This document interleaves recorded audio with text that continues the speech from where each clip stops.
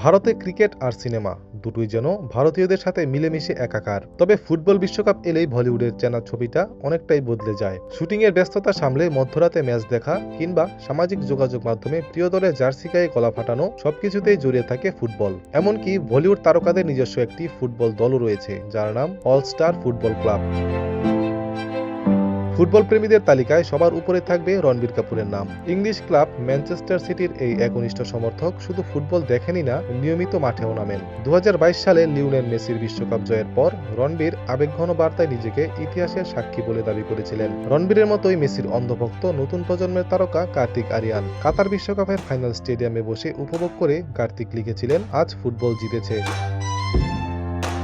অন্যদিকে ফুটবল বিশ্বের আরেক মহাতারকা ক্রিশ্চিয়ানো রোনালদোর ভক্ত সংখ্যাও বলিউডে কম নয়। বিশেষ করে অ্যাকশন স্টার টাইগার শ্রফের ফিটনেস ও শৃঙ্খলার মূল অনুপ্রেরণাই হলেন CR7। রোনালদো ও পর্তুগালের ম্যাচ মানেই টাইগারের চোখে টানটান উত্তেজনা।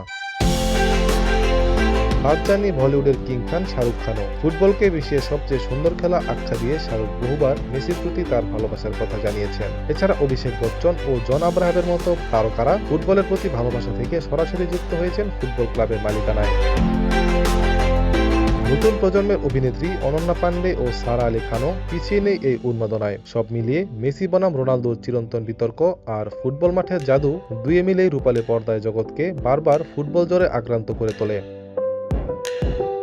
ATV USA entertainment desk. ATV USA বিশ্বজুড়ে বাঙালিয়ানা।